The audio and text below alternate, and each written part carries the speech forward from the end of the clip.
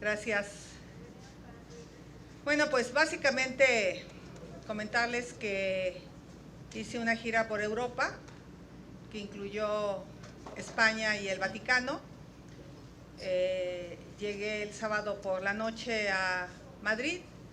El domingo tuve 2 encuentros públicos con ciudadanos que radican en España.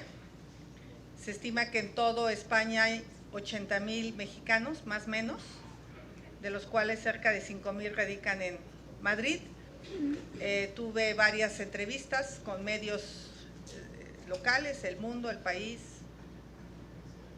la agencia EFE y algunos medios inclusive especializados con migrantes tanto en Europa como en otras partes del mundo. El día lunes tuve un encuentro con empresarios y con algunas organizaciones de la sociedad civil.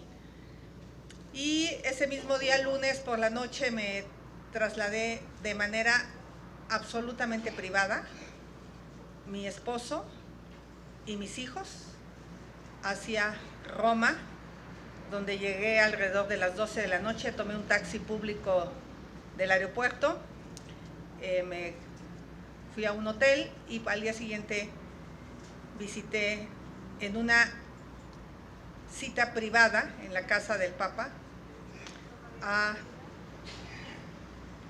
el Papa Francisco. Y sí quiero decir el contexto. Soy una mujer profundamente católica, practicante. Hay una anécdota por ahí que les voy a contar. Cuando era niña, todo el mundo hacía un año de preparación para la doctrina. Yo hice 4 años porque mi mamá nunca tuvo dinero para comprarme el vestido de primera comunión. Entonces la hice a los 7 años, la volví a hacer a los 8 años, no 5 años, la hice hasta los 11 años la primera comunión, justamente, y pues me gustaba mucho ir a la doctrina.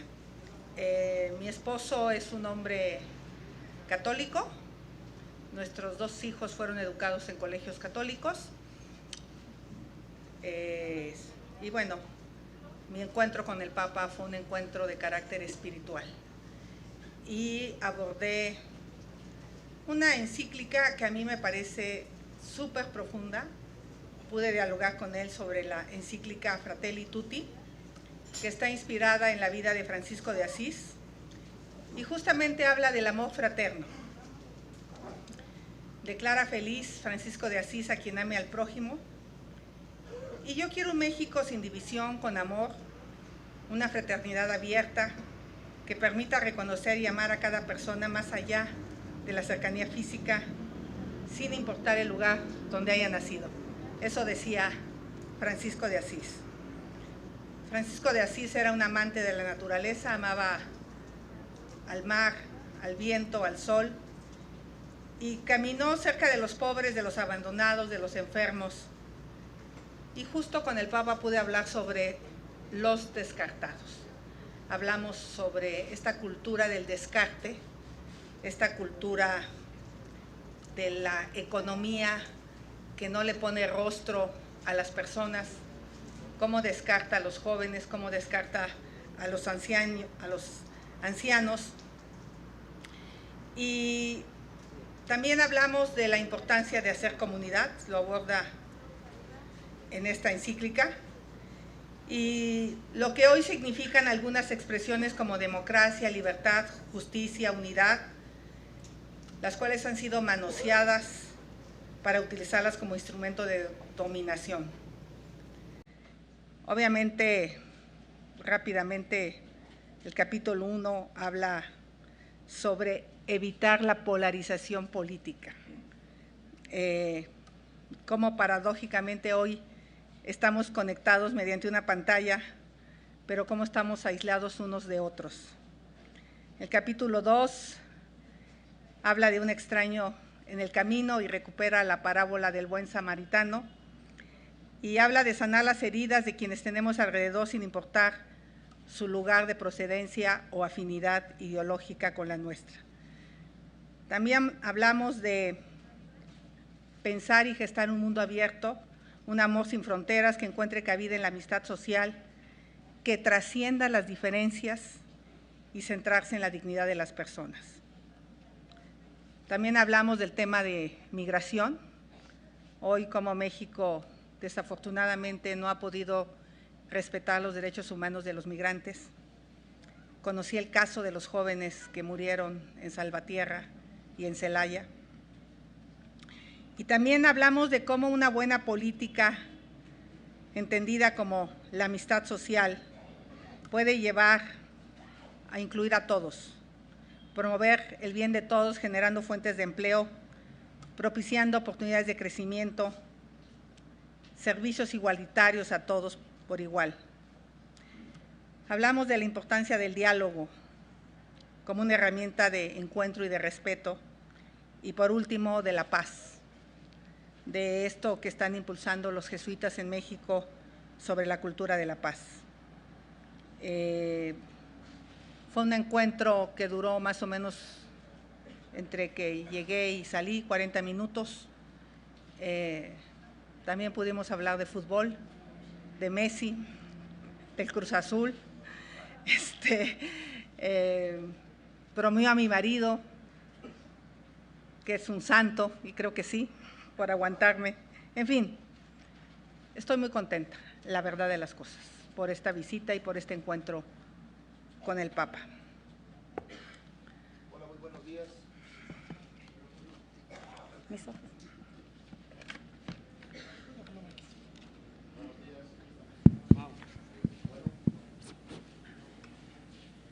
Buenos días, empezamos con Julio Astorga de Latinus.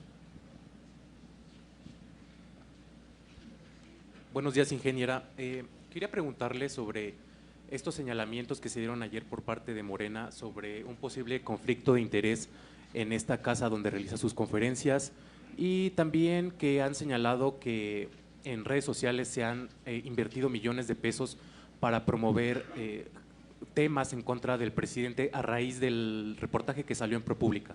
¿Cuál es su opinión al respecto?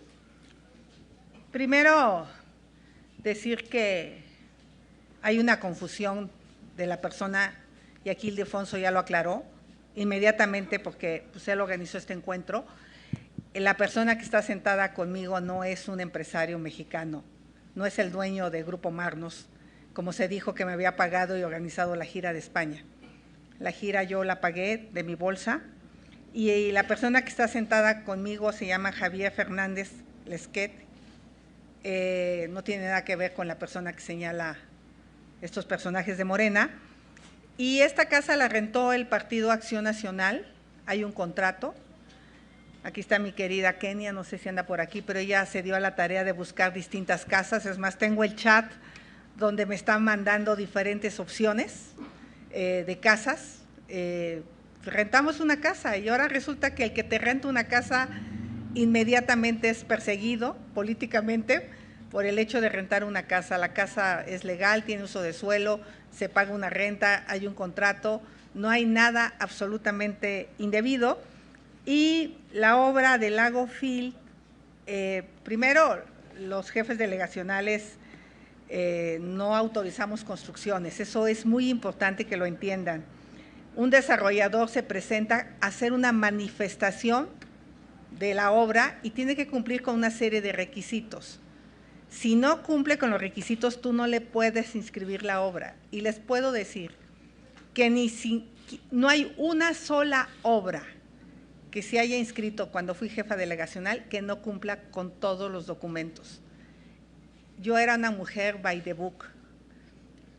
Uso de suelo aprobado por SEDUBI, impacto urbano aprobado por SEDUBI, derechos de agua, pagos, todos los requisitos se presentan en la ventanilla y la persona de ventanilla da entrada a esa manifestación. Y tan está legal que el siguiente alcalde de Morena le dio una ampliación de manifestación a esa obra. Si hubiera habido algo indebido, pues seguramente le hubiera negado o la hubiese clausurado la propia jefa de gobierno, porque ella tenía la facultad, a través del INVEA, de clausurar cualquier obra que fuera ilegal. sin caso que la delegada no estuviera haciendo su trabajo. Durante los 5 años que estuvo la jefa de gobierno, nunca mencionó que alguna obra autorizada de mi parte. Empezaron los ataques en el momento que supieron que sería la candidata de la oposición. Entonces, en ese sentido, no hay nada. Y por otro, yo quisiera lana para mí, que voy a andar metiéndole en contra. Creo que cuando las benditas redes sociales beneficiaban al presidente eran benditas y ahora son malditas. Aquí su servidora no pone un peso para atacar a nadie. No es mi estilo. Tengo una segunda pregunta respecto a las declaraciones que dio el también ingeniero Carlos Slim, donde señaló que la caída de la línea 12 fue una falta de mantenimiento. ¿Qué lectura le da a esta declaración? Pues que es la verdad. El informe de DNB, que por supuesto la jefa de gobierno en su momento se enojó conmigo, porque yo había leído el segundo informe de DNB y se iban a cumplir, no sé si 2 años de la caída del metro, y no se publicaba el tercer informe. En el segundo informe ya se dejaba ver que había habido un exceso de vibraciones en esos tramos del metro, que había quejas de los conductores en esos tramos y hablaban de una falta de mantenimiento. Y en el tercer informe concluyen que la cuarta causa raíz por la que se cayó la línea 12 del metro es por falta de mantenimiento. Está en un informe que el gobierno quiso que no se hiciera público, se ocultó por muchos meses y finalmente creo que demandaron a la empresa porque no aceptaron el informe, y es una empresa de carácter internacional. Entonces, efectivamente, una de las causas de la caída de la línea 12 es la falta de mantenimiento, y curiosamente no había subdirector de mantenimiento en el metro, porque la directora del metro decidió que ella iba a ser también la subdirectora de mantenimiento, y pues obviamente no hizo su trabajo. La estructura avisó, había fatiga en la estructura, la flecha tiene una posibilidad de caída y ahí se había demasiado, ahora sí que pandeado, era evidente a la vista de las personas y pues la falta de mantenimiento hizo que se colapsara. Pudieron haber cerrado esa línea 12 y pudieron haberle salvado la vida a 26 personas, pero ni siquiera fue a comparecer la directora del metro, ni siquiera, para que se den cuenta de la impunidad que hay en la caída de esta línea. Gracias. Judith Hernández, Canal 11. Hola, buenos días. Quisiera insistir un poquito en el tema de este predio. El predio, solo para precisar, entonces, ¿sí pertenece a la inmobiliaria Marnos y usted lo está rentando? No sé a quién pertenezca, honestamente. Me supongo que por transparencia se puede pedir. No sé quién sea el dueño. A mí Kenia me mandó 3 o 4 opciones, están en mi chat para que las vean. Estuvo recorriendo varias casas. No sé, Kenia, si quieras platicar cómo estuvo la renta de esta casa, porque mejor tú que nadie la conoce. Muchas gracias. Solamente informar, nosotros teníamos la necesidad de una oficina, por supuesto, y para hacer estas exitosísimas mañanetas.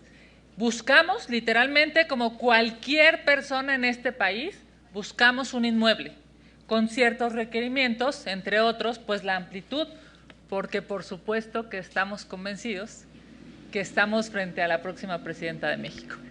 Bajo esta lógica es que vimos varios inmuebles, visitamos varios inmuebles, estuvimos en, digamos, varias inmobiliarias para encontrar un lugar idóneo y encontramos este.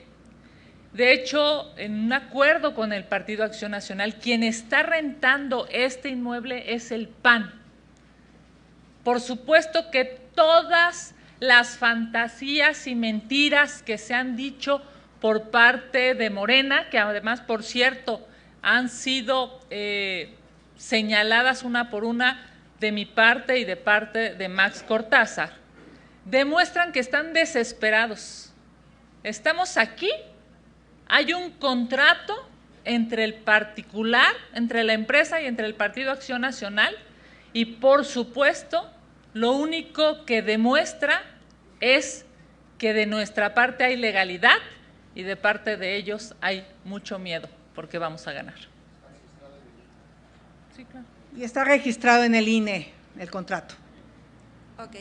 Y una segunda… Y si hubiera algo ilegal, la Ciudad de México podría clausurarlo. Ok, una segunda pregunta sobre esto mismo de las declaraciones de ayer de Mario Delgado.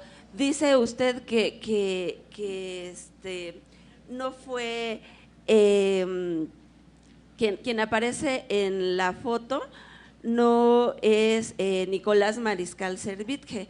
Él tampoco tuvo nada que ver en la organización de esta reunión con el Consejo Empresarial Alianza por Iberoamérica, dado que él se desempeña como consejero asesor internacional de este organismo, digo, aunque no sea él el que aparece en la foto, ¿tampoco tuvo nada que ver en esta agenda? La neta, no sé quién es el tatarabuelito de mis hijos, me preguntan mañana, aquí mi querido Ildefonso, que fue el responsable de organizar esta gira, les va a decir quién y cómo se organizó esta gira de España. La presidenta del organismo empresarial español invertido en Iberoamérica es la señora Nuria Villalón. Yo me comuniqué personalmente con ella. Ella hizo la convocatoria, que por cierto, nada más para aclararle a la jornada, no fueron 40 empresarios, fueron 100 empresarios.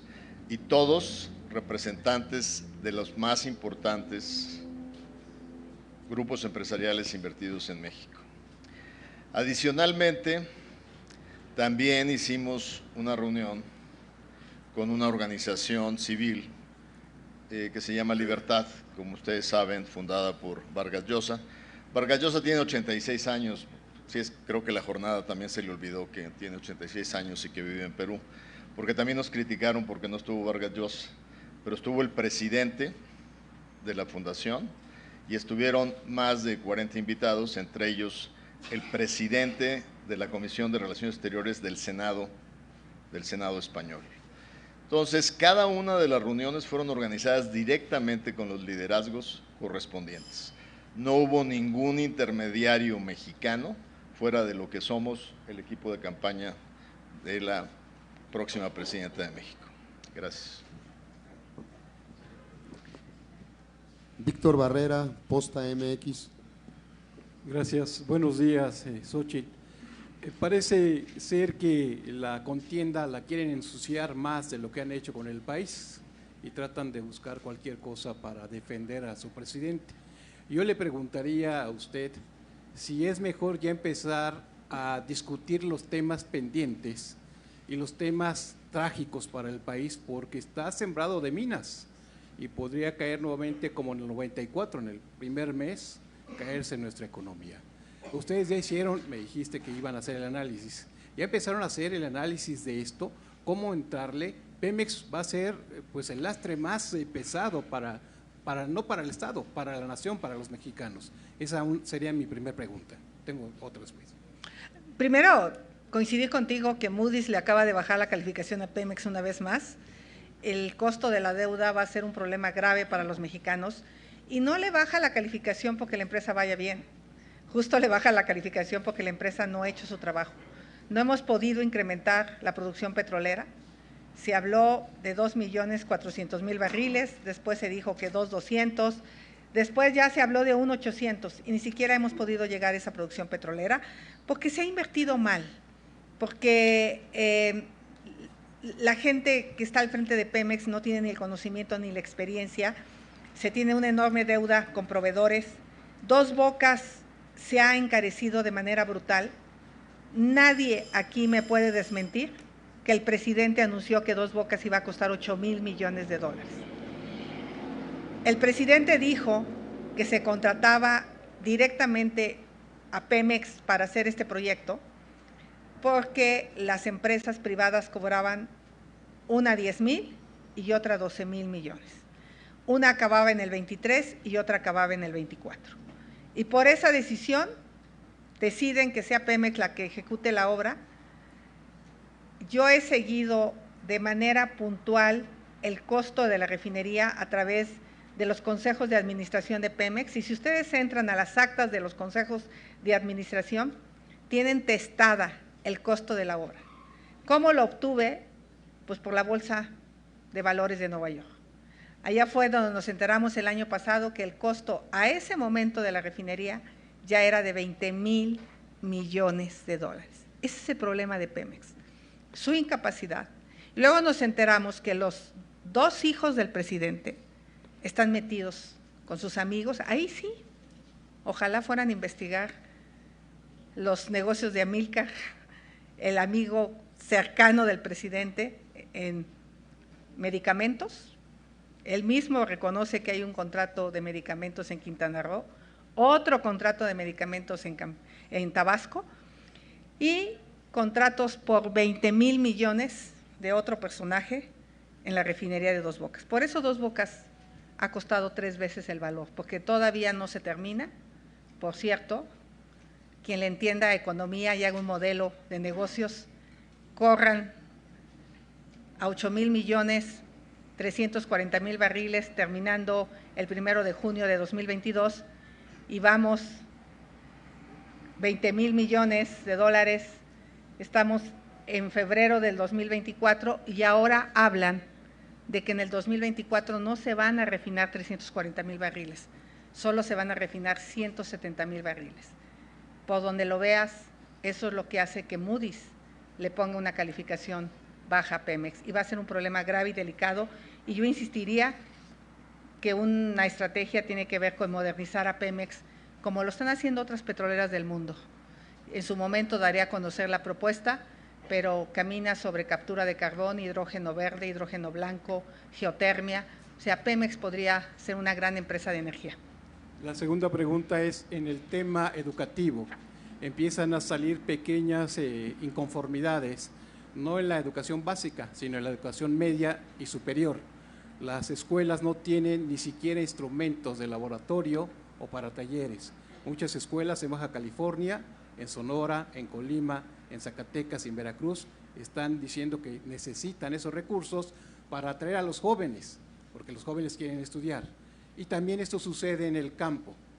Las secretarías de desarrollo agrario en los estados hacen como que dan recursos, firman los campesinos o los empresarios agropecuarios y no les cae el recurso.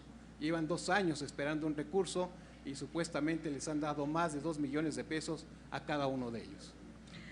A ver, el tema de la educación, a mí sí me preocupa esta promesa que se puso en la Constitución, y nosotros como senadoras lo dijimos claramente. Hablar de acceso universal a la educación superior suena bien en la Constitución. El tema es hacerlo realidad. Ojalá estas 100 universidades Benito Juárez de verdad hubieran sido buenas universidades, pero yo conozco la de mi pueblo y bueno, ni siquiera tenían mesabancos hace unos 2 años. Yo espero que después de la recuperación de la pandemia ya haya recursos. Y el otro tema es que no hemos podido incrementar la matrícula educativa de educación media, superior y superior. Ahí es a donde está el trabajo, porque no hay recursos, porque este gobierno ha priorizado pues, las grandes obras. ¿De dónde tuvieron que salir los 12,000 millones de dólares de la refinería de Dos Bocas? Pues de recortes a la educación, al seguro popular, a los fideicomisos, a las estancias infantiles, a las escuelas de tiempo completo. Entonces, pues claro que tenemos que volver a poner dinero a la educación. Y el campo, bueno, aparte de que no les han pagado, el tema de la sequía es brutal. Aquí mismo pedimos que el presidente declarara la emergencia climática por sequía, la emergencia por sequía, para que puedan fluir recursos a los municipios para poder abastecer agua, abrir pozos, esto que está proponiendo que se abran pozos. Quien tienen que haber recursos a los municipios, que son los que operan los sistemas locales de agua, tiene que haber recursos para los campesinos que perdieron sus cosechas por la sequía, y no han fluido recursos por el tema de la sequía, y mucho menos se desaparecieron cerca de 20 programas para el campo. O sea, ojalá de verdad el presidente se diera una vuelta a hablar con los campesinos, porque él ya no viaja, él solo está en Palacio Nacional, y creo que si fuera a Durango, si fuera a Chihuahua y hablara con los campesinos sobre lo que están enfrentando con la sequía y la falta de apoyos, entendería la realidad que vive México. Gracias. Víctor Peña, Portal Político. Gracias. Bueno, gracias. Muy buenos días a todas y a todos. Ingeniera, bueno, aquí solamente para una precisión que tiene que ver con el tema de Pemex, la condonación de impuestos, ¿no? Que además de todo, pues bueno, nos cuesta a todos los mexicanos, por un lado, y la segunda, aprovechando, ya sabemos que oficialmente inicias la campaña en el estado de Guanajuato. Si nos pudieras compartir si hay ya el lugar preciso donde vas a arrancar y a qué horas lo harías. Gracias. Hay un primer lugar donde voy a arrancar, que lo vamos a mantener todavía en privado, porque tiene muchas condiciones. Ya en su momento Kenia o Max les darán más detalles, pero el evento fuerte será en Guanajuato a las 5 de la tarde, Kenia, 5 de la tarde, en León, Guanajuato, en una calle pública. La idea es empezar a ahorrar recursos lo más que podamos, y bueno, así estaría. En cuanto a la condonación de impuestos, pues sí, antes Pemex nos daba, ahora nos quita. Hay 900,000 millones de pesos de pérdida en Pemex Refinación, por esta obsoleta idea de querer refinar petróleo pesado, que te genera 40% de combustóleo, que por cierto lo tienes que andar quemando en la refinería de Cadereyta y en la termoeléctrica de Tula, que está generando graves problemas de contaminación, porque Pemex no sabe qué hacer con el combustóleo, porque no está lista la coquizadora de Tula, no se ha acabado la coquizadora de Salamanca, entonces el combustóleo nos está matando porque pues, lo están quemando y está dañando la salud de los mexicanos. ¿Algo más? Siguiente pregunta, Álvaro Alberto Zamora, MBS. Hola, buenos días. Tengo que anotar mi pregunta para que no me… Bueno, básicamente es, obispos de Guerrero están, pues, han buscado establecer comunicación con los grupos criminales para que haya paz en el estado ante la grave situación que están enfrentando. ¿Cuál sería su posición respecto a ese tema y si usted considera que sería conveniente pues hacer algo así, buscar un pacto con ellos para tranquilizar el país? Gracias. Lo primero que quiero decir es que este gobierno ha abandonado a Guerrero, abandonó a la gente de Acapulco. Acapulco está lejos de recuperar la normalidad económica, no se ve un plan de reconstrucción claro que le permita a los acapulqueños regresar. Pareciera que la delincuencia está controlando el transporte en Chilpancingo, en Taxco, en Iguala. Es una tragedia lo que vive Guerrero todos los días. Es una pena que hoy la Iglesia tenga que negociar con el crimen organizado, ya que ellos desafortunadamente de facto son la autoridad en Guerrero. En lugar de sentarse con la autoridad, se tiene que sentar con los delincuentes a pedirles una pacificación, y me parece increíble que el presidente diga que está de acuerdo, cuando el presidente tiene que asumir su responsabilidad como jefe del Estado mexicano. Yo no digo que los agarre a balazos, pero que se ponga a trabajar en lugar de estarse metiendo en las campañas políticas. Me da una pena lo que le está pasando a Guerrero. Reconozco la intención de los obispos, pero es muy peligroso lo que está pasando para ellos y para todos los habitantes de Guerrero.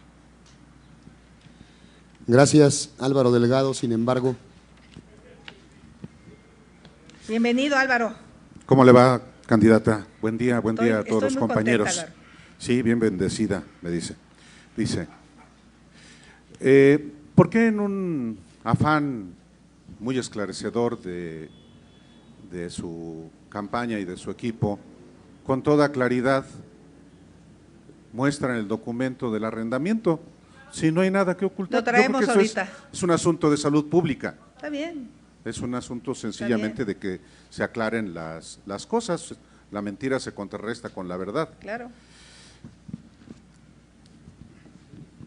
Yo le pregunto lo siguiente, después de visitar España y el Vaticano, sobre todo España y sobre todo los 6 días que estuvo en Estados Unidos. Se les llama vendepatrias a todos aquellos mexicanos que van al extranjero a solicitar a gobiernos y a organismos extranjeros que intervengan en asuntos que solo le competen a los mexicanos. No es de ahora, pues es desde el siglo pasado, antepasado, particularmente cuando fueron los conservadores a traer a Maximiliano. No es una dedicatoria para usted. Yo le pregunto a usted si le parece patriótico ir al Departamento de Estado de Estados Unidos, ir a la OEA a que interfiera en asuntos de los mexicanos. A ver, me da mucha risa la comparación con Maximiliano. La verdad de las cosas es que yo tengo 2 brújulas, mis valores y la realidad. Y mis valores es relacionarme con gobiernos democráticos. A mí no me vas a ver invitar al ejército venezolano a México, ni al ejército ruso después de haber invadido Ucrania, porque él invadió, ni al dictador cubano que violenta los derechos humanos de las personas que viven en Cuba. Yo soy una mujer que cree en la democracia. Mi visita a Estados Unidos atiende una realidad. La semana pasada superamos las exportaciones a Estados Unidos. Estados Unidos es el principal socio comercial de México. Esa es la realidad, Álvaro. Dependemos económicamente de nuestras exportaciones. Los empleos de México dependen de que le vaya bien a Estados Unidos y nos compre mercancías. ¿Tú te imaginabas, cuando esos que hablaban de vendepatrias en 1994, que el Tratado de Libre Comercio nos iba a llevar a que el 99% de los televisores que se consumen en Estados Unidos sean fabricados en México? La verdad es que nadie se lo imaginaba.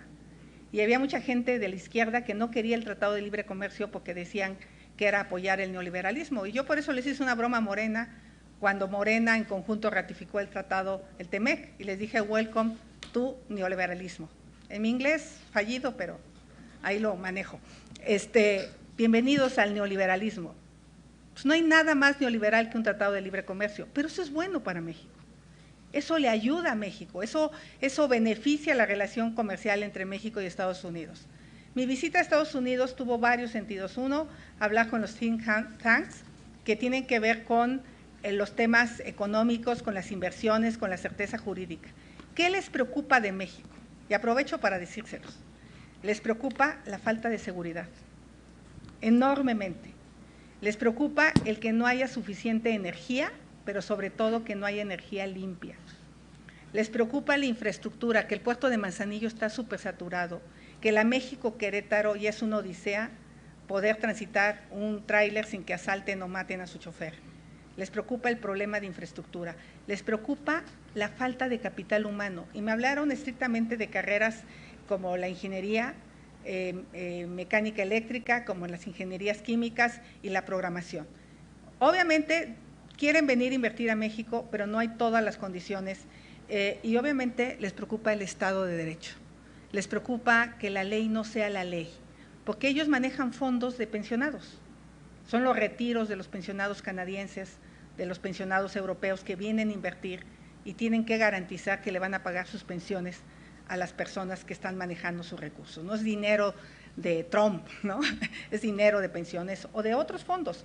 Entonces, en ese sentido pude tener un diálogo inteligente, un diálogo con gente, por cierto estuvo por ahí el secretario de Finanzas ¿de quién es? El secretario, el jefe de Clinton, ¿no? bueno, había personajes muy relevantes en esas reuniones, ahorita les va a explicar un poco Ildefonso más a detalle, y fue un diálogo interesante. Y a la OEA, ayer estuve con Guadalupe Tadei y me aseguró que sí iba a haber un plan de observación electoral, que se ha hecho toda la vida, y yo no mentí cuando dije que faltaba algún trámite. Creo que hoy mismo siguen ahí algunos dimes y diretes con alguna observación electoral, pero Guadalupe Tadei se comprometió conmigo ayer, que van a seguir toda la observación electoral que tradicionalmente México ha tenido internacional. Eso no es ser vendepatrias, eso no significa que le preocupa a Morena que vengan a observar el proceso electoral si todo está en regla, si los servidores de la nación andan comprando votos todos los días, y eso lo sabes, que todos los días van a las casas a pedirle a la gente que apoyen a su partido o les quitan los programas sociales. Eso lo hacía el partido de antes. Eso que se quejaron, lo aprendieron muy bien. Yo es lo que quiero, que haya una elección limpia, democrática, derecha. Pero pues yo eso de vendepatrias no. ¿Sabes quién sí hizo algo indebido?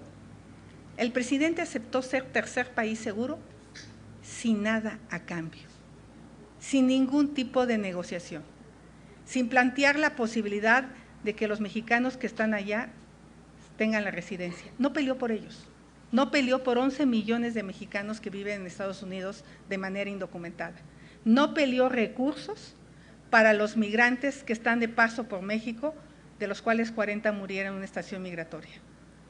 ¿Qué ser más vendepatrias? ¿Aceptar ser tercer país seguro sin nada a cambio? Yo puse claramente mi postura. En caso de llegar a este espacio, yo sí quiero una negociación frontal. No voy a aceptar ser tercer país seguro a cambio de nada. Tiene que haber recursos para que estos migrantes tengan una vida digna, que se respeten sus derechos humanos. Y de eso hablé con el Papa, de que los países se tienen que abrir a la migración, que los países tienen que ver a los migrantes como una oportunidad y tratarlos de manera digna. Nosotros no hemos tratado bien a los migrantes, Álvaro.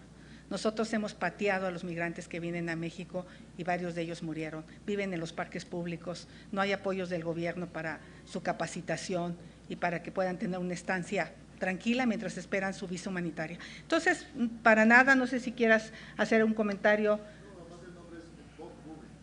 Bob Rubin, estuvo ahí con nosotros, súper interesante, quiere muchísimo a México, es un hombre al que yo respeto en Estados Unidos, pero bueno, hubo un diálogo bastante interesante, pero esas historias de la izquierda de los vendepatrias, no hay cosa peor hoy en México para la soberanía nacional que la delincuencia y el crimen organizado que tiene controlado buena parte del territorio. Las entrevistas con el Departamento de Estado de Estados Unidos fueron muy patrióticas. Son como las que tiene el presidente, igualitas de patrióticas. Gracias. Siguiente pregunta, Héctor Figueroa, imagen. Buenos días. Sobre lo que aparece hoy publicado en los periódicos, que ya comentaba el colega de MBS sobre la reunión de los obispos católicos con el crimen organizado. Generalmente cuando hay países que están en un estado de guerra interna, como es lo que se vive actualmente en México con el crimen organizado, se buscan mesas de diálogo, a veces encabezadas por agentes sociales como puede ser la propia Iglesia. ¿Usted estaría de acuerdo en que se pudiera instaurar una especie de mesa de diálogo para pacificar el país, donde participaran los obispos, tal vez representantes de otras iglesias, el gobierno y también partidos de oposición? Pues es justo lo que tenemos que hacer. En 5 años el presidente nunca se sentó con la oposición, nunca se sentó a dialogar con los que piensan distinto. Yo le recomiendo, pues justamente, leer esta encíclica, Fratelli Tutti, porque justamente uno de los capítulos está dedicado al diálogo, a la reconciliación y a la cultura de paz. Y no lo vamos a lograr si no unimos al país. La división y la polarización, al único que ha abonado es a la violencia.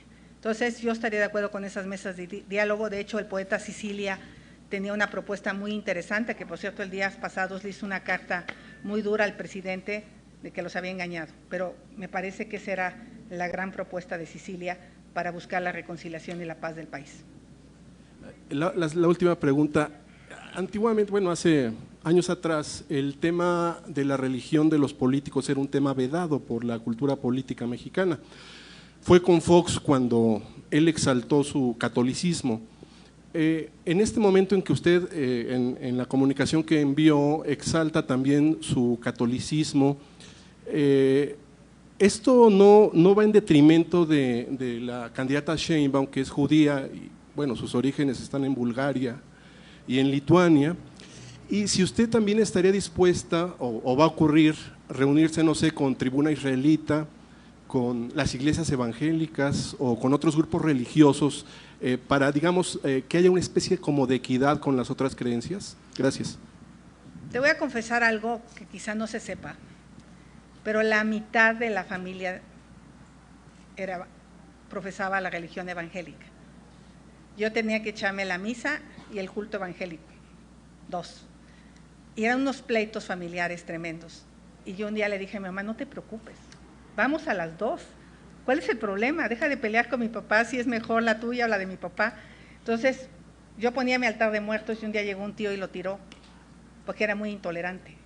Entonces, yo crecí con esa división en mi familia y logramos, creo que, conciliar, pues yendo a los 2 cultos religiosos, el del lado de mi tío Beto Ruiz, que de hecho su casa se convirtió en un templo evangélico, lo cual me da gusto.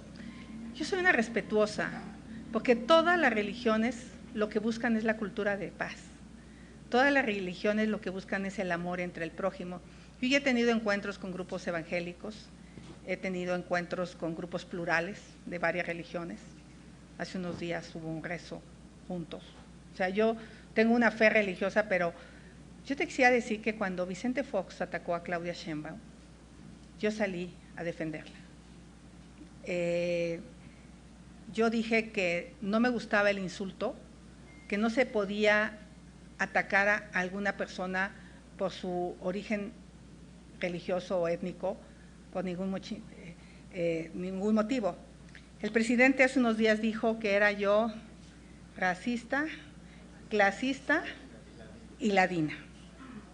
Claudia no salió a reclamarle al presidente que hubiera usado el calificativo de ladina, porque ladino era el calificativo que le daban los españoles a los indígenas, por cierto que se superaban. Entonces, yo siempre la voy a defender a ella cuando haya un calificativo racista, y creo que además el presidente, ser clasista, racista, pues se equivoca al insultarme de esa manera. Gracias. Luis Pérez, El Heraldo. ¿Tienen agua? Ingeniera, buen día a todos. ¿Qué piensa acerca de todos los ataques que ha sido objeto, que si salió de Madrid, que si fue a Estados Unidos? Puede que sea desesperación de Morena, pero ¿qué opinión le merece ese tipo de ataques? Porque ya es muy obvio, ¿no? Por la respuesta, gracias.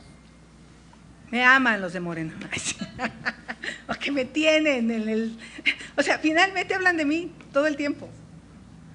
O sea, el TikTok de mi mal pronunciación del inglés lleva 6 millones de vistas. O sea, eso es campaña orgánica y no pago un solo peso de publicidad. Entonces yo, la verdad, algo que sí les voy a decir. Hace 6 años el presidente me invitaba a irme a su gobierno, porque decía que yo era una mujer honesta, trabajadora, capaz. Soy la misma de hace 6 años. Realmente hoy, pues su enojo es que estoy acá enfrente. Jaime Valderas, Parlamento y Debate. Candidata, buenos días. Jaime Valderas, Parlamento y Debate. Acá. Oiga, yo quiero preguntarle, quedan ya más o menos 100 días para las elecciones. ¿Las encuestas más conservadoras o menos radicales la ubican a usted a 10 puntos? 8 puntos, pongamos que no 8 puntos, las menos, ¿no? Las más hasta 30. Unas a 70. ¿Cómo le va a hacer para que en estos 100 días revierta esa tendencia? Y en caso de que no sea así, ¿usted va a reconocer su derrota? Primero, yo soy una mujer demócrata, sé lo que significa estar en una contienda. Si tú ves mi actuar en el pasado, siempre he actuado en congruencia. Yo no tomaría paseo de la reforma, por supuesto. El tema es muy claro. Esto todavía no empieza. La señora Sheinbaum tiene todo el apoyo del presidente. Casi es el candidato presidente, pero más bien yo creo que ella es la candidata y ella debería de entrarle al quite a su campaña. Ella tenía una enorme posibilidad de deslindarse de las propuestas que presentó el presidente. No que no iban a militarizar el país, ahora lo quieren militarizar hasta la cocina y ella dijo, yo voy a seguir con esa propuesta. No que no iban a atacar la división de poderes, ahora va con la propuesta del presidente. ¿Cuáles son las suyas? ¿Cuál es su pensamiento? Pareciera que el presidente le dibuja la campaña. Yo tengo ideas propias, yo estoy en contra de la militarización del país, sí soy un ambientalista de veras, no de closet, sí defendí las energías limpias en el Senado, sí trabajé siempre al lado de los más pobres de este país, que eso seguramente les da mucho dolor. Di una pelea brutal como comisionada de los pueblos indígenas para que hubiera presupuesto hacia estas comunidades que estaban décadas sin electricidad, sin agua, sin carreteras. Entonces, yo estoy segura que la gente va a recordar mi trabajo como funcionaria y estoy segura que todos esos ataques de Morena que inventan, que si el edificio, que si el otro. No, señores, tener una empresa no es un delito, lo que es un delito es ser bandidos. Y esos no son, o sea, esta familia trabaja, en esta familia trabajamos, ojalá más de uno de Morena hubieran sabido lo que es la cultura del trabajo para hacerlo bien ahora que están en el gobierno. Bandidos son los juniors que hacen negocios y contratos al amparo del poder, que está súper probado. La Casa Gris, yo la visité. José Ramón no tenía de qué vivir, ese sí, para que vean, era un talegón. Y de repente en una casa de más de 100,000 pesos mensuales, ¿por qué no pidieron el contrato? Por ahí los que andan tan preocupados del contrato de esta casa, ¿por qué no nos enseñan el contrato de la Casa Gris y el pago de las rentas mensuales? Creo que eso sería lo interesante. Por eso voy a ganar, porque la gente sabe de qué estoy hecha, porque la gente sabe que soy una mujer honesta, trabajadora, que quiere unir al país, no le apuesta al odio de la división. Entonces, ya no me ponen a 30, el Financiero a 16, las que fueron más acertadas, que fue México Elige y Massive Caller en el Estado de México. Por cierto, en el Estado de México nadie ha dicho de estas encuestas que ponían a 24 puntos a Delfina. 24, qué cínicos. Por eso la gente no salió a votar, pero la gente ya no les cree su cuento de las encuestas. Esto apenas empieza y vamos a ganar. Gracias. Gracias. Roberto Vizcaíno, Diario Imagen. Gracias. Bienvenida de regreso a esta contienda. En medio mes de febrero se fue usted a Estados Unidos, a Madrid y al Vaticano. ¿Qué nos espera para la segunda parte de febrero? Dedicadísima a mi campaña. ¿Pero va a Europa otra vez? No, Había dicho usted ya que… se acabó. No, ya no.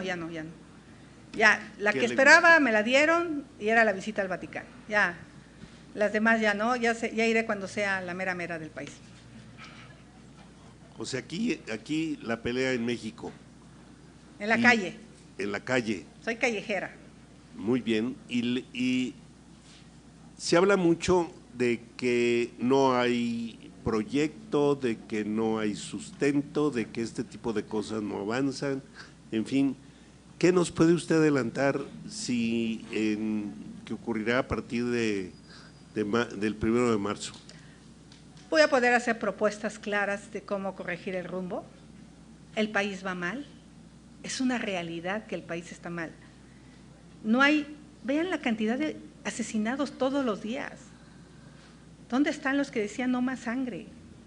Es de horror, están matando a los jóvenes, es de horror que no levanten la voz. Es de horror que se queden callados muchos. de lo que le pasa a los jóvenes, de lo que le pasa a las mujeres. Todos los días asesinan a 10 mujeres. Todos los días violan a 46 mujeres.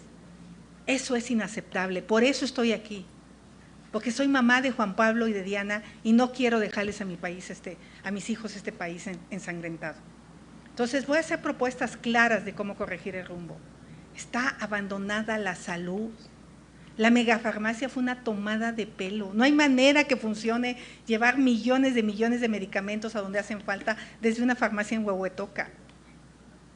Las propuestas de reformas electorales son una propuesta de campaña por todo lo que no hizo. ¿Por qué no hizo todo eso cuando llegó? ¿Por qué hasta ahora? Pues, entonces están desesperados porque saben que la gente ya tomó conciencia y yo lo veo en la calle. Yo ya he hecho muchas campañas y la calle está bien. Va a haber una gran sorpresa. Hay que asegurar a la gente que no le van a quitar sus programas sociales y eso está claro que no se van a quitar. Por eso me peleé con el presidente. Por eso me peleé, porque él dijo una mentira que yo quería quitar los programas sociales. Falso. Entonces, cuando la gente sepa cómo lo vamos a hacer, cuando la gente entienda por qué el país está mal, vamos a tener el entusiasmo de la gente y vamos a ganar a la buena. Con todo y su aparato, y con todo y su dinero, y con todos sus millones de espectaculares, y con todos sus millones de amenazas, así lo vamos a hacer. La última pregunta para mí es, si las encuestas fallan tanto, ¿por qué giramos tanto en las encuestas? Pues porque somos remensos. Pues ya no hay que hacerle caso. Yo no estoy preocupada por las encuestas, yo estoy preocupada por caminar, yo estoy preocupada por comunicar, por conectar, que es lo que sé hacer en la calle. Entonces, seguramente una semana van a seguir diciendo que van 350% arriba, seguro. Araceli Rivera, Financiero. Candidata, buenos días. Yo le quiero preguntar sobre su viaje a Roma. Yo sé que tiene que ver con el protocolo del Vaticano, pero ¿por qué se da a conocer hasta hoy la información cuando ya se sabía aquí en México que usted se había reunido con el Papa? También le quiero preguntar, ¿quién organizó este encuentro? Se dice que fue Santiago Krill. La verdad, no me lo vas a creer, pero yo sí creo en la divina providencia. Mandé una carta, me contestaron y me dieron fecha. Así fue. No sé quién le organizó el de Claudia Sheinbaum, pero bueno, el mío así fue y efectivamente ellos me enviaron las fotos del encuentro hasta el día de hoy y así se había acordado. Yo las hice públicas en el momento que recibí las fotografías por parte del Vaticano. No tengo nada que ocultar. Como les dije, me tomaba una fotografía una turista, por cierto es una chica de Monterrey, la que me tomó de espaldas porque la subió a su Twitter y creo que ahí fue donde algún periodista miró y por la vestimenta de mi esposo, pues sí, efectivamente, mi esposo iba de negro, mi hija iba de negro, yo iba de negro, mi hijo iba de negro, pues era obvio que veníamos de una visita oficial. Y yo le avisé a Santiago y me pidió que lo invitara y lo invité. Así fue, así de sencillo. Candidata, mi segunda pregunta es que, bueno, tanto usted como Claudia Sheinbaum quieren ser presidentas de un país que es guadalupano, entonces pues no debería ser raro esta visita, pero como usted lo comentó, Claudia Sheinbaum ya está en el Vaticano, seguramente va a tener audiencia. ¿Qué opinión le merece? ¿Le ganó? ¿La providencia en el cielo va a favor de usted? Pues no sé si ella cree en la divina providencia, eso había que preguntárselo, pero yo sí creo en la divina providencia. Gracias. Gerardo Cepillo, Núcleo Radio 1000. Cedillo. Xochitl, preguntarte tres asuntos. Uno, la distracción de recursos que se plantea ayer en el Senado, se aprueba que 80 militares vayan a buscar a un general antiporfirista por instrucciones prácticamente del presidente, se aprobó en fast track y van a ir a Panamá a buscar los restos de este hombre del que el presidente hizo un libro. Entonces, preguntarte ese asunto, ¿qué opinión tienes de que se distraigan estos recursos cuando en México hay una crisis de desaparecidos muy grave? Pues ojalá esos 93 militares trabajaran en darle seguridad a Guerrero, a Zacatecas, a Fresnillo, que es el lugar más violento, donde por cierto lamento muchísimo lo que le ha pasado a la familia de mi compañero senador Ricardo Monreal. Fresnillo es el lugar más violento del país, o al menos donde la gente vive con más miedo. Creo que yo preferiría dedicar a estos militares a darle seguridad a los mexicanos, la verdad.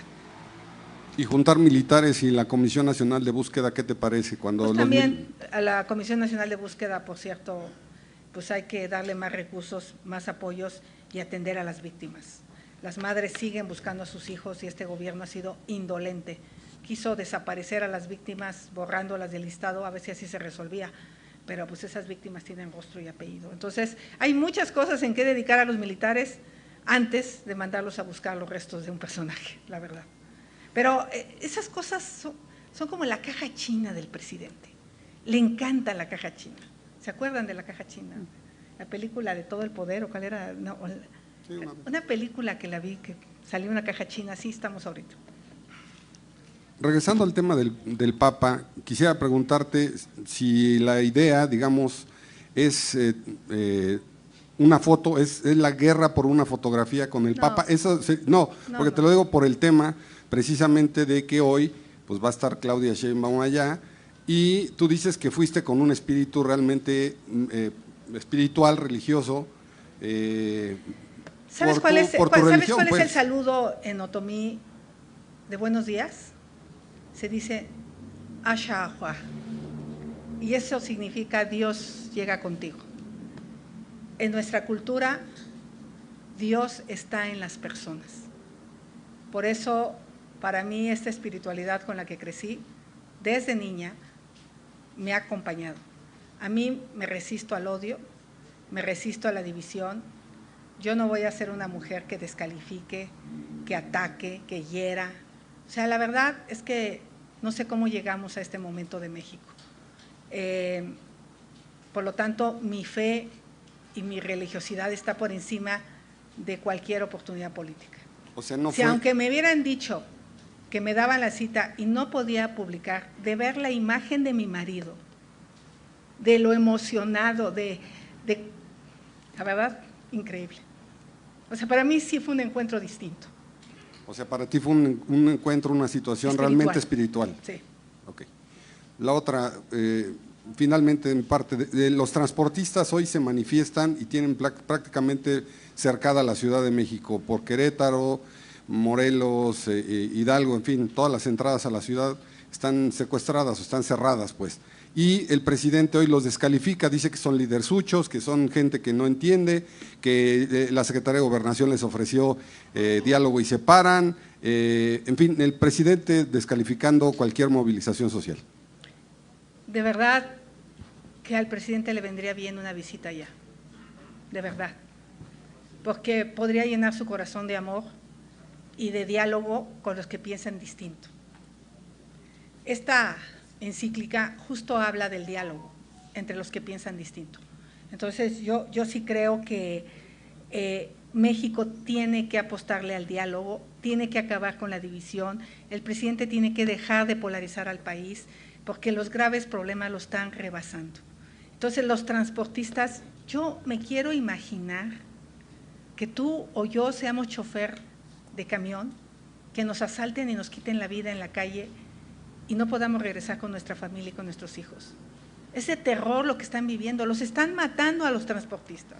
No es una falacia, lo viven en la Veracruz, Puebla, lo viven en la México, Querétaro. Ahora podemos ver en tiempo real los asaltos y la manera en que mueren. O sea, que los atienda, que él los atienda. Para eso quería ser presidente, para servir a los mexicanos. Y eso me lo dijo claramente el Papa, que nunca me ganara el ego, que no oyera los cantos de las sirenas, Eso es lo que te marea. Cuando te mareas en el poder y cuando piensas que todos son tus enemigos, deja de tener el sentido del poder. La única razón por la que yo quiero llegar a ese lugar es por el profundo amor que le tengo al prójimo, no hay otra. Gracias. Néstor Jiménez, La Jornada. ¿Qué tal? Buenos días. Yo quisiera regresar al tema de la gira en Estados Unidos. Entre los temas que expresaste en los distintos foros a los que asististe y en las reuniones, llamaste a no dejar el tema de la democracia mexicana fuera de la agenda en Estados Unidos. Quisiera preguntarte exactamente a qué te refieres con no dejar fuera de la agenda en Estados Unidos esto. ¿Quiénes deberían discutirlo? ¿Los partidos políticos en ese país? ¿Las instituciones? Exactamente qué deben hacer estas instituciones ante los riesgos que expresaste de la democracia mexicana. Y en este mismo tema, entre otras de las expresiones, acusabas que el gobierno mexicano coquetea, así lo señalabas, con Rusia y con China. ¿Esto significa que te inclinas por adoptar esencialmente la agenda que dicta Estados Unidos, sobre todo en materia económica, y al mismo tiempo significa entonces que tú propondrías un freno al comercio con China, sobre todo pues ante la globalización que hay, o por qué la acusación de que se coquetea con China, dado que pues es un país que tiene comercio con prácticamente todos los países del mundo? Y sobre este mismo tema y ante las críticas que hiciste en ese momento y que reiteraste hace un momento en esta conferencia contra los gobiernos dictatoriales y que atentan contra los derechos humanos, ¿mantendrías esta misma crítica y esta misma posición ante un gobierno posiblemente de Donald Trump si es que llega al gobierno nuevamente en la Casa Blanca, sobre todo porque pues él ha mantenido una denostación hacia la migración, hacia los mexicanos en general, e incluso una de sus plataformas actuales y de sus llamados pues es a una deportación masiva de los migrantes, incluidos, obviamente centra su discurso en los migrantes mexicanos. Gracias. A ver, México claro que chantajea a Estados Unidos con el tema de la migración. Donald Trump cuenta la historia. Yo tengo un hermano general que le tocó detener migrantes en la frontera y para él era muy penoso como general del ejército, por instrucciones del alto mando, que tenía que detener a los migrantes. Ese era su trabajo. ¿Por qué? Pues porque obviamente Trump presumió que el gobierno mexicano había puesto a cientos de militares, y efectivamente. El gran tema en Estados Unidos son dos: la migración y el fentanilo. Son los dos únicos temas. Y obviamente hay elecciones en Estados Unidos, y pues allá el tema de la migración es un tema que está en la agenda, y ninguno de los dos candidatos quiere dejarse ganar, y quieren ver quién es el que pone propuestas más duras contra México. El fentanilo obviamente pues está matando a los jóvenes de Estados Unidos, pero las armas de Estados Unidos están matando a los jóvenes mexicanos. Entonces, esto no se va a resolver de una manera unilateral, lo tenemos que resolver de una manera bilateral con cooperación. Pero justo lo que yo llamaba la atención es que como México amenaza, chantajea a Estados Unidos con el tema de la migración, como que abre y cierra la puerta, pues de repente llegan oleadas de personas de Venezuela y amenazan, y cuando se le pone duro a Estados Unidos, no, espérame, ya voy a portar bien y ya voy a detener a los migrantes. Se tiene que hablar con la verdad. Yo creo que los migrantes centroamericanos, sudamericanos podrían ser una oportunidad para México. Yo no los veo como un problema, yo los veo como una oportunidad. México le falta mano de obra, y si crecemos económicamente México, ni siquiera los mexicanos tendrían que ir a Estados Unidos. Cuando este presidente Andrés Manuel llegó a México, al gobierno, hubo 200,000 personas detenidas en la frontera mexicana. En 2023 hubo 735,000 personas detenidas. ¿Qué quiere decir? Que la gente está migrando o por violencia o por falta de oportunidades económicas. Entonces hay que resolver nuestro tema, hay que crecer el país, hay que generar oportunidades de empleo, y a eso sí le entiendo. Yo le entiendo a cómo generar empleos bien pagados. Mi apuesta ya no es a la maquila, es a la mentefactura. otras opciones de empleos que le den dignidad a las personas. Entonces, a eso me refería, que con tal de que no le suelten la entrada de migrantes, pues no voltean a ver lo que está pasando con nuestra democracia. Y por supuesto que el presidente se mete todos los días a la elección. El presidente desde Palacio Nacional incide a favor de su candidata o su corcholata, como él le puso, todos los días. Y por supuesto el coqueteo con China, pues es un coqueteo porque pues obviamente ya lo dije, nuestro principal socio comercial es Estados Unidos. Obviamente tenemos que hacer intercambio comercial con China, con Europa, pero no nos podemos desentender a dónde está nuestra principal inversión, relación comercial y quiénes están comprando y generando empleos en México.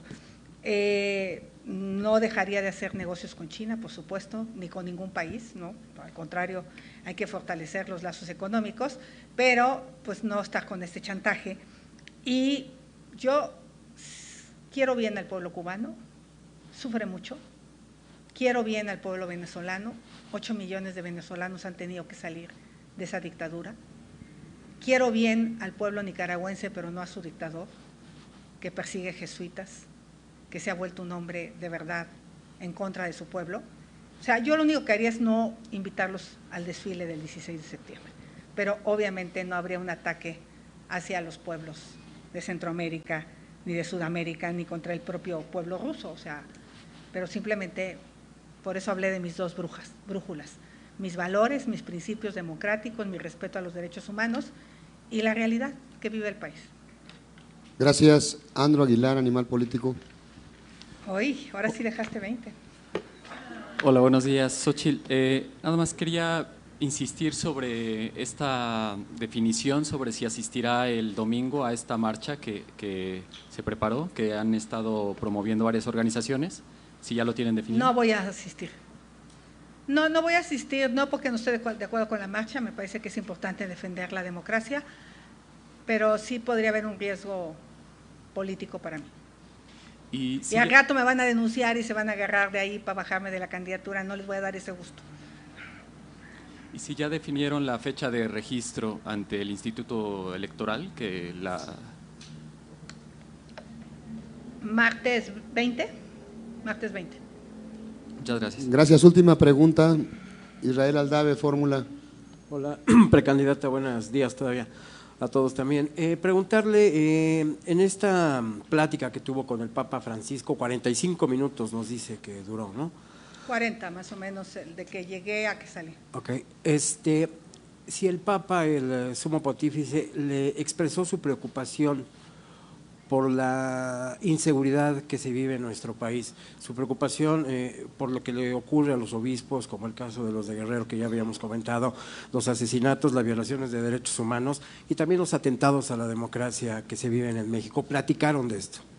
No fue el centro de nuestra plática, pero cuando hablamos del tema de los jóvenes, de este tema que él trae como la cultura de los descartes, del descarte, entramos al tema de los jóvenes y fue cuando pudimos hablar del tema de Salvatierra y de Celaya. Y sí su preocupación por la inseguridad y la violencia que están viviendo los jóvenes. ¿Qué le dijo usted? Pues justo, que por eso estoy luchando. Y me dijo al final que le parecían muy buenas mis ideas, pero bueno, ya no les voy a contar más. Muchas gracias a todos.